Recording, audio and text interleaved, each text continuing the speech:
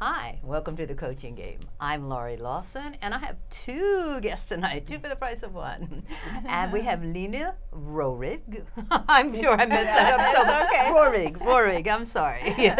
You're doing fine. Lena Beck Rohrig and Laura Thompson. Yeah, and we had a time with all the L's, and we were having trouble counting too. But I think we got it together now. And these lovely ladies have created something called Coaching for Global Change, which sounds so fantastic. So I guess let's get right into it and find out what the heck is Coaching for Global Change and how did this all come about? Well, first, I'll let you know how Lena and I met each other. Okay, cool. We were both members of the Columbia Business School Alumni Club, members of the Distinguished Leaders Committee, and they well, asked, la-di-da. I'm impressed. and the chairman stepped down and he asked if we'd like to be co-chairs, and we said yes, and we worked about a year together, and it went very well, and we each said to each other, you know, if we ever want to work together again, we would love to do that. And then we got to know each other a little bit better, and we realized we were both coaches as well as very involved with boards, being a board member on nonprofits. And rough job, but it's kind of fun, Yeah, and then we had heard of others doing something a little bit similar, coaching for global change, but maybe from a nonprofit point of view in different parts of the world. And we decided we would want to create our own company and for-profit, and to combine the coaching expertise with the nonprofit, you know, giving back community type spirit, bringing it all together. And then we were thinking of names, and we came up with Coaching for Global Change, because we do want to change the world. I was going to say, it's a bit ambitious. We're going to change the world, but okay. I like it. Well, let me just say, that's how I got to know you, through Lena. And I don't remember how we met. Oh, yes, I do, Annette. Through Annette, yes. So coaching world is like a very huge but yet small world. So, so that's how we all got together.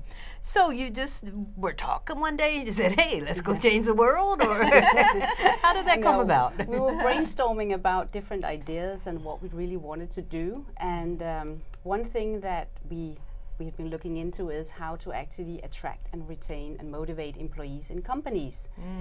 And you've been working on that for a long time, I know, right? Because she has another consulting business that deals with just that. So yes. So one of the things that research have shown is that if you actually give employees a purpose, a higher purpose than just the purpose of the company, then they actually can help change the world and do something good and give back to society.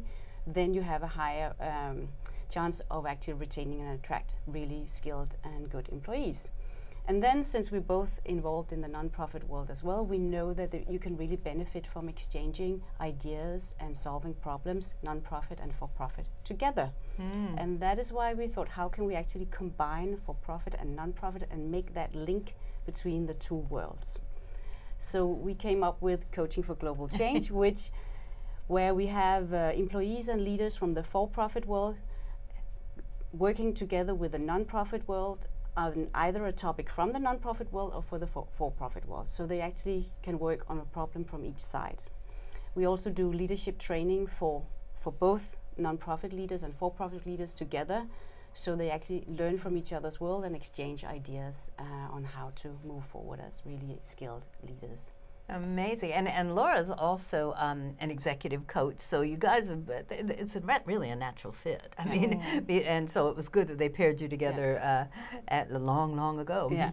So can you give me an example of how a corporate or non-corporate entity would work with, how would this work? Well, first of all, the corporate world is very much engaged in what's called corporate social responsibility. Okay, and they are in alignment now with the United Nations 17 Sustainable Goals, which can be climate control, equality, you know, having equal rights for children and women, gender equality, it can be pure water, so people actually are drinking pure water around the world. It's against poverty, and what is that again? The United Nations 17 Sustainable Development Goals, and wow, the target period is 2030. And our company is also in alignment with those goals.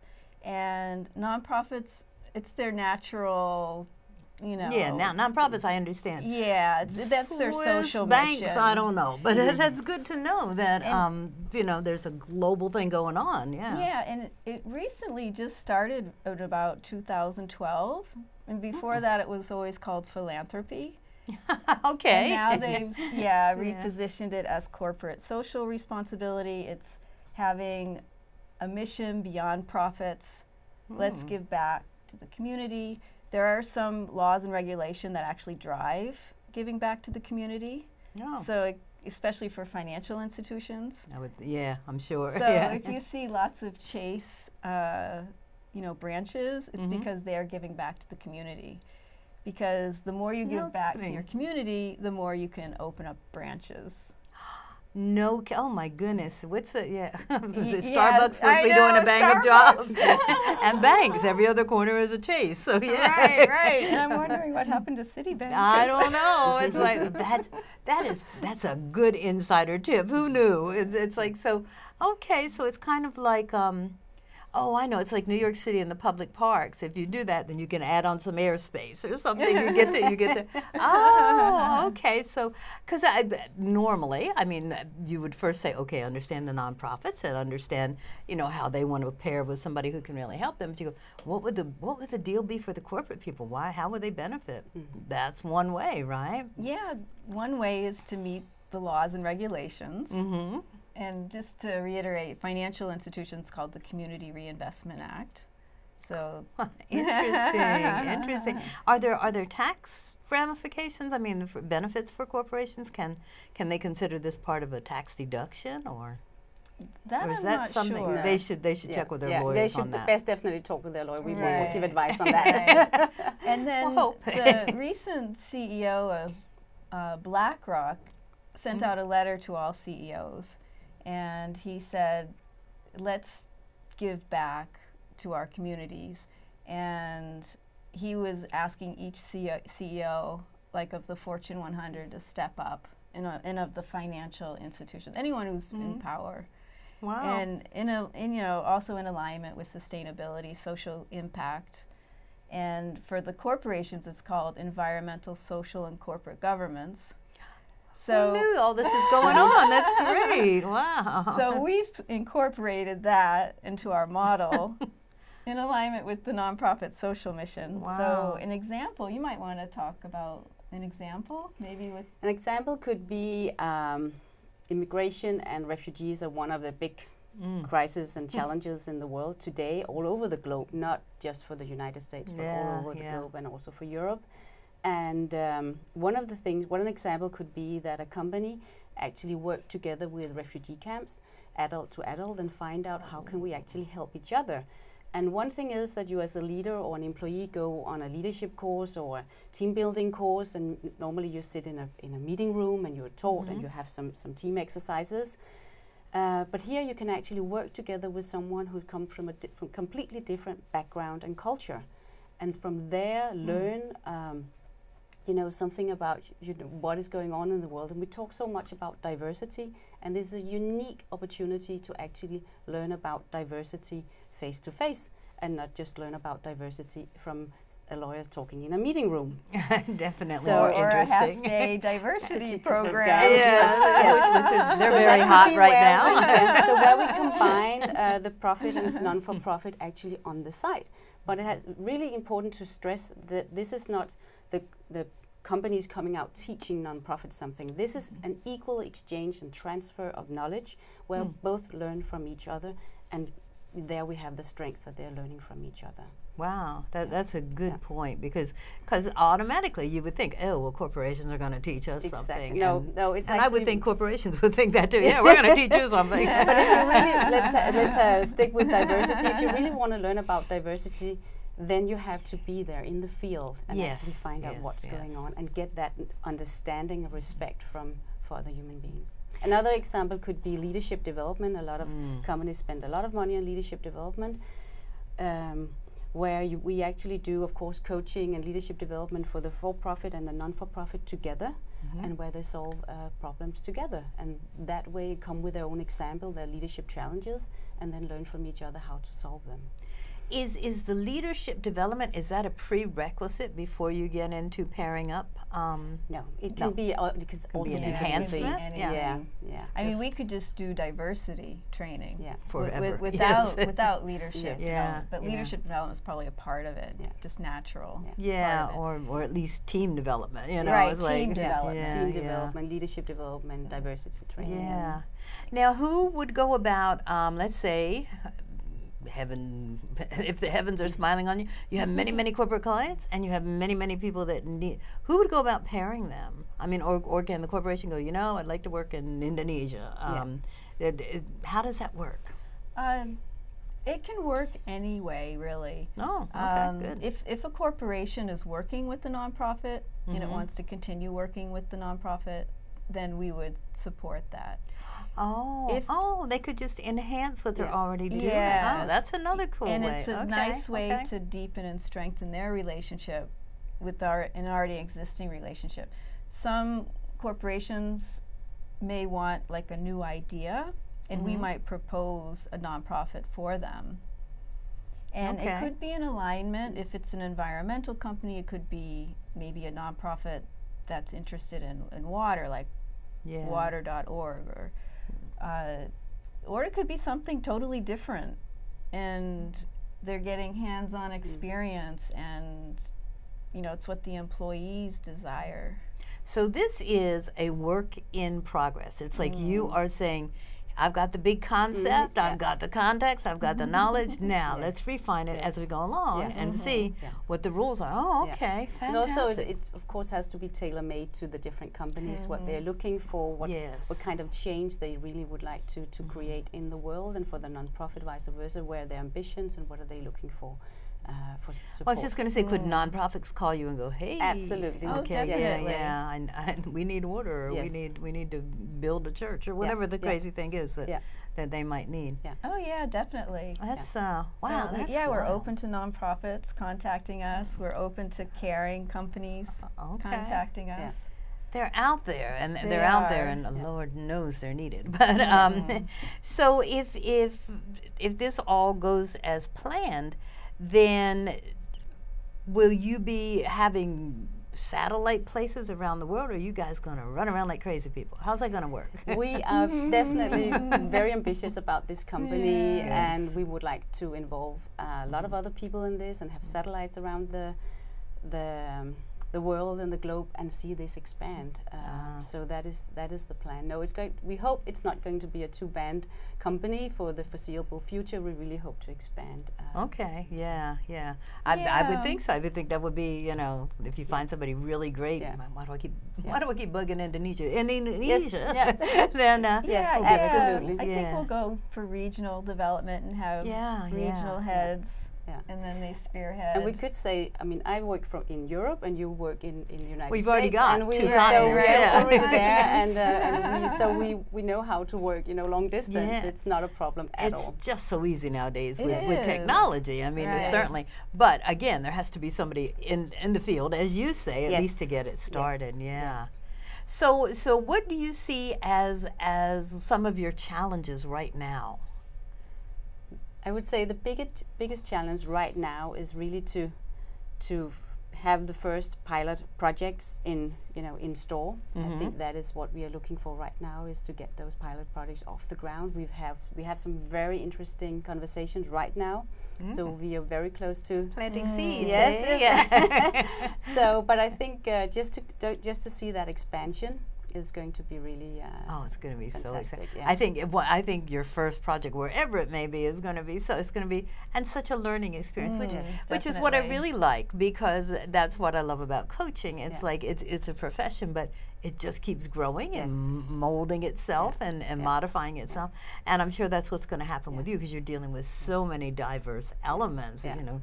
Yeah, and plus two, I don't want to say countercultures, but two unlike cultures, corporate and you know indigenous. You know, so who knows where that could lead. What we can see when we are out presenting is that people really take on this and they can see the idea very quickly. Yeah. They haven't heard about it before, so they really have to digest the idea. It's a hard but concept to get. They, it's so but they big. really grasp it and can see, you know, the benefits for both parts involved. Yeah, yeah. I would say initially, for example, like if we targeted the corporate social responsibility or sustainability part of the company, they got that part, but they didn't really get the coaching, leadership development. But then when you go to human resources, they understand the leadership development. Well, corporate's kind of like, let's throw some money at it and it'll fix itself, you know. and sometimes that works, but I understand your concept is a little bigger and far more effective. Yeah, we're trying to bridge the gap and bring it together. Is there room for volunteers? I mean, can people? Eventually, absolutely, definitely. eventually. Okay. And the nonprofits, they use a lot of volunteers. Yes. Yes. But another thing that we're also looking for is really if a nonprofit, a large nonprofit said, you know, we really would like to kick off some programs with you. We have these companies that sponsor us, but we would like to take it to the next level. Then we are rare. Here we have the concept, we have everything, so we are ready to do that. We're ready to go. So So all right, so that's good to know. If they've got a program, you're saying, and they really want to get it larger, yeah, or they just reach have more companies people? sponsoring them, and they don't. They want to have a closer connection with Just the don't know company. what to do with it. Then we have a program that could actually make that connection. Or a country. They might want to be in a country they haven't been These in yet. ladies think big. A country. It's a little country that needs a little fixing. A country. I love it. Yeah. Well, no, we want to increase our presence in. I'm not going to say Indonesia. And it can be local. Bora Bora. We're in Manhattan, so it can be in the Bronx. Or Queens. That's true. People Tone have it down. approached me and they said, "Can it be local?" And I say, "Absolutely." Yeah, because that's part of Bronx is part of the world. Right. Absolutely. So. Right. Yeah. I think we are facing the same challenges as most entrepreneurs face, that we are in the startup phase and a lot of things is happening, and there's so many leads and things going on, and it's just, you know, what path are we actually going to take? And you don't want to say no to anything, No, because it's like they're all opportunities right now. So yes, right now we are very open it's to all new suggestions. and exciting. Yes. Well, what would they find in your leadership training program? What kind of? I know that you've got an online course, don't you? Yes, Yeah. I do. So how does the leadership training work? The what would they leadership find in training that? is we're prepping them before they go. There will be prep both of the for-profit and non-for-profit. They can take some assessments if they're interested in that, depending on what their goal are for the leadership training. And then on site they have some coaching training, some leadership training, and then they have an actual case they have to solve. It can be one case or several cases from both parts. Okay. So they really go home and have made a change. Both for-profit and non-profit have made a change and learned something. And the concept behind our approach is partly the coach approach. And the coach approach, I like that. And seeing every challenge as an opportunity. Creative problem solving. You guys solving. are going to get a lot of opportunities. Yeah. But it'll be fun, absolutely. And if you can get corporate and nonprofit to look at that, you know, like what is the opportunity instead of like, oh no, another piece of paper to fill out. Yeah, I think the big question is how can we help each other? Yeah, and it's a question that just needs to be asked a lot, especially now. So so what are we saying here? We're saying that, okay, we've got this concept and it's coaching for global change. You guys are ready to rock and roll. You have a few potential seeds that you're working on. So where do you go from here now? Landing a client. Yes, we're very close. We're very close to landing a project right now. So that would be a good big step for us. And I think doing the whole promotion of our company, that we can make this change for them. What are they looking for? The companies are right now looking for people who are agile, who are innovative, ready for change, understand global diversity. And these are the things we're actually bringing to the companies. And for the nonprofit as well, how can they actually make sure that they keep getting that connection with the companies that they're actually looking for? So So that is really what we. Wow, diversity is such a hot button right Yes, now, and it it's is. I think it has been for a while. Yeah. But I think it's Yeah. really coming on strong Yeah, now, yeah. and it's like, Right. are we really listening to each other? Are we Yes. talking? What are we Yeah, doing out yeah. there? So I can see where that would be a benefit, Yeah. even if you don't get a global partner. At least it's like let's get that Yes, out there if yeah, we can. yeah. But cultural intelligence is very important too, because I mean, just Essential. within New York City, you have I don't know how many nationalities, and we're all working together, and we have to understand their point of view, how they grew up in their country, because a lot of them, you know, are from different countries, Right. and they're working here, and that's also part of our training and programs, Yeah. because we have to understand everybody's point of view. We're working across the world. The world really is global now. And I was at a recent sustainability conference, and it came out that we are also working across 5 generations now. Wow, you're So right. we have to understand even all the different generations working together. Wow. And it seems overwhelming, but I think one step at a time. Yeah, and ICF is really concentrated, and International Coach Federation that rules the coaching world in the United States anyway, is really working on taking into consideration all the cultural differences, because I do assessments for them sometimes for some of their accreditation, and I had one person who started every sentence with "okay." And so I said, well, next time, don't do that. And then I learned in her culture, okay means I hear you, continue to talk. And it's like, oh, so I'm telling her, don't do that. And it's like, what do I know, you know? And I think that's how you have to learn. Like, no, you're wrong. And it's like, really? Okay. In my culture, that would be boring. But in yours, I got it. Okay, so and that's got to be. So you're gonna take it from the hip American way, and you're gonna do the old traditional Europe, and together. I don't know who's gonna do the rest, but they're gonna get that going. And going back to diversity, what's being part of diversity is what's called the unconscious bias. So there are biases that we all have that we're unaware of. Yeah, oh, and absolutely. I guess that your example is one of them, It right? is. It's like, the it's just, I'm a writer, so I try to never use the same word for again. It's really, every sentence you're going to say, okay. It's nice support, but think of something else. And I really gave her other words to use, and it was like, oh, look how stupid I am. It's like, I hate it when that happens. But that's what you will avoid, or that's what you will help people avoid. Right, It's right. like, I mean, you're don't do innocent, really. Yeah, in a I way, mean, but it's nice to be aware. Definitely. Of the unconscious biases. Do you think that's an insurmountable? I mean, are there just some things, like I'll tell you today. Today, our government is in England and meeting with the Queen, and I'm petrified. It's like, I just don't know what's going to happen here. But so on TV this morning. And we're all praying, please. No, he made his faux pas already. Oh, did he? I missed it. Okay, all right. Well, okay. Is it insurmountable? Is there hope for us? I don't know. What do you think? I think that the one person once said that, of the connection we have country to country and continent to continent is bigger than one person. Oh, that's true. And I love that, and I hang my hat on that every day for the moment. And I think that it's what we should look for the bigger picture. We shouldn't be so, we shouldn't, I mean, things are what they are, and but I think for a long-term perspective, I think we have a great connection. And what I see, we all still get along really well, Europe and America, right? And I think that's what we should really focus on. The people, Yeah. And I think as long as there are like people like you guys out there expanding everybody's views from both sides, it's like, okay, you can do that and not be wrong, and I can do this and not be wrong, and we can still work together. Right. So I think that's so essential. So, and I know, because I know both of you, I know that's going to be part of your training and your operating philosophy. I think you're just going to go out there and tell them.